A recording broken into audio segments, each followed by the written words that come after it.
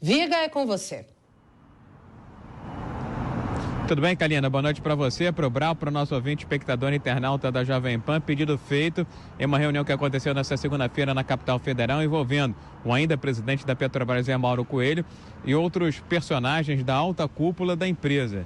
Esse pedido é para que a Petrobras segurasse, retardasse um iminente aumento nos preços de diesel e gasolina, até que acontecesse isso que aconteceu agora há pouco, né? Que foi a aprovação no Congresso desse projeto que limita a 17% o ICMS de combustíveis em todo o país. Diante dessa aprovação, em tese, o governo fica mais confortável, porque havia o medo, havia o receio que a Petrobras anunciasse, repito, iminente aumento nos preços de diesel e gasolina antes da votação. E se isso acontecesse, poderia até haver um prejuízo, poderia prejudicar a votação desse projeto que foi aprovado agora há pouco. Segundo fonte da Jovem Pan, há uma defasagem nos preços praticados pela Petrobras aqui no mercado interno em relação aos preços internacionais. E um aumento poderia acontecer na ordem de 6% a 7%, tanto para diesel quanto para gasolina, embora a defasagem seja de 15% a 20%, segundo as fontes da Jovem Pan e especialistas que militam nesse mercado de óleo e gás. Eu conversei sobre esse tema com um professor da UFRJ, a Universidade Federal do Rio de Janeiro de Mar de Almeida, que é especialista, inclusive, em questões envolvendo energia e também hidrocarbonetos, e ele disse que o governo está atacando o problema, certamente, ao reduzir impostos e reduzir o CMS, mas não pode interferir na política de preço da Petrobras sob pena de faltar combustível, especialmente diesel, no segundo semestre desse ano. Vamos ouvi-lo. Por lei, os preços dos combustíveis nas refinarias no Brasil, ele é livre, né? Então, o preço brasileiro segue o mercado internacional. E é importante que esse preço siga o mercado internacional, porque se a gente não puder acompanhar o mercado internacional, não é viável a participação de empresas privadas, tanto no refino no Brasil, quanto nas importações de derivados, em particular de diesel. Esse então, professor Edmar de Almeida. Então, a Petrobras pode promover em breve, segundo as fontes da Jovem Pan, aumento no diesel e na gasolina, muito por conta do comportamento do Brent no cenário internacional, acima dos $120, com tendência de alta, e alguns especialistas dizendo que ele pode chegar a 130, 140, até 150 dólares, e o dólar aqui no mercado interno também voltou a oscilar, voltou a se valorizar frente ao real. Essas são as duas principais variáveis na composição da política de preços da Petrobras. Kalina Brau. Viga, ainda falando de Petrobras, parece que há problemas também com novas indicações ao conselho da estatal, né?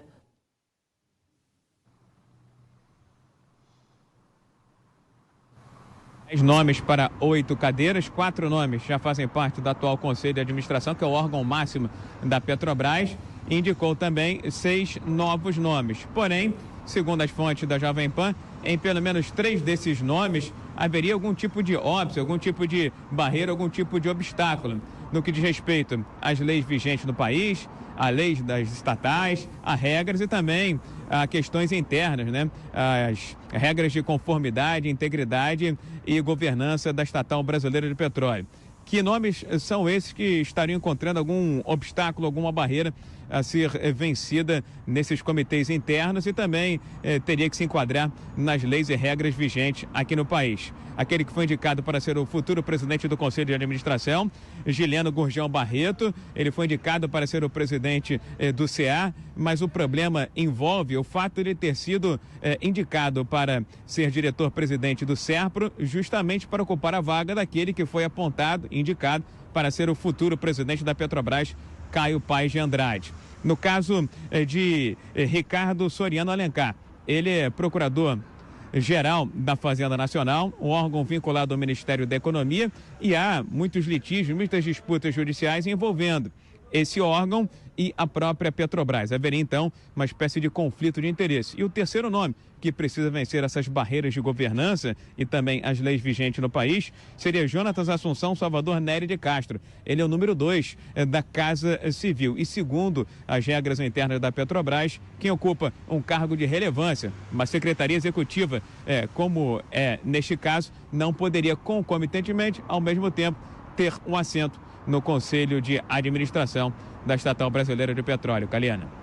Obrigada pelas informações. E em meio à pressão para que segure um aumento nos preços, a Petrobras disse em comunicado enviado à Comissão de Valores Mobiliários que mantém o compromisso com a prática de preços competitivos.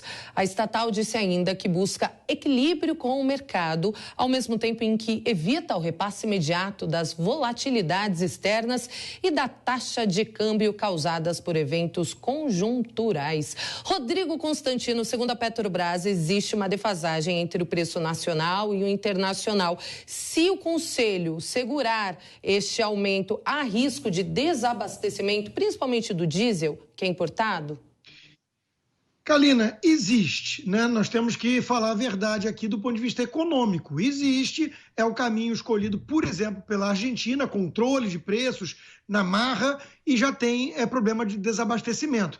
Agora, é uma situação bastante atípica e a pressão política é muito grande, porque a Petrobras é uma empresa estatal. Então, é uma situação de aumento de preço do produto que ela vende, uma commodity internacional, com pouquíssimos precedentes na história.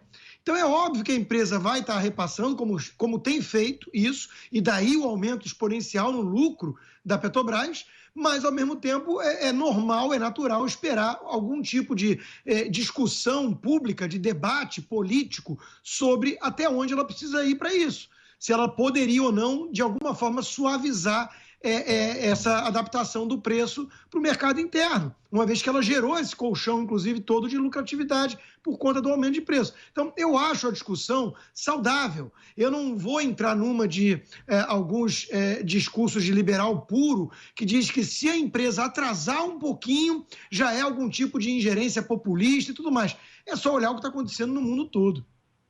Agora, Ricardo Salles, tivemos essa aprovação, então, no Congresso Nacional. Você imagina que esse é o último capítulo dessa discussão? Ou seja, agora, de fato, essa redução do ICMS vai entrar em prática e o consumidor vai sentir os reflexos disso? O combustível vai baixar ou não? Ainda é possível que aconteça algo no meio do caminho que impeça essa redução ao consumidor final, Salles? Olha, Brown, o risco é os governadores ou algum governador resolver intentar uma medida judicial para bloquear o efeito imediato, arguir algum tipo de questão constitucional e de legalidade.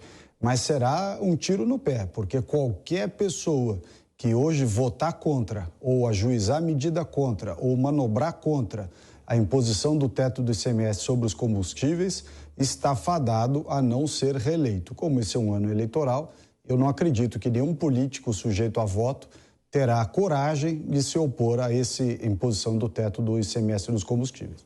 Agora, Alfredo Scaff, e mudar a política de preços da Petrobras seria uma saída, uma alternativa? É viável?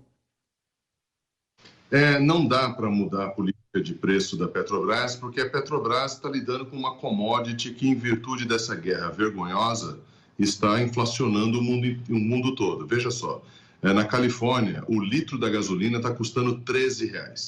R$13. Você imagine como é que está a popularidade do presidente Joe Biden. Agora, ocorre que os líderes mundiais, o G7, essa comunidade diplomática europeia vergonhosa, não está percebendo que o mundo inteiro está sofrendo com isso? Não é possível, porque essa guerra tensionou o valor do barril do petróleo, vai continuar tensionando, e não é culpa de presidente nenhum de nenhum país, não é culpa de nenhuma estatal ou não seja estatal do petróleo, porque ela tem que lidar com uma commodity internacional. Então, nós somos todos vítimas dessa guerra irresponsável e que nenhum líder mundial do G7 simplesmente toca no assunto, pega o avião, vai conversar com o Putin, com o Zelensky e acaba com essa vergonha que está acontecendo. Essa crise humanitária que ainda vai deixar resquício de 20 anos e essa crise agora do barril do petróleo, obviamente ocasionada por essa tensão completamente desproporcional e que já tinha que ter acabado.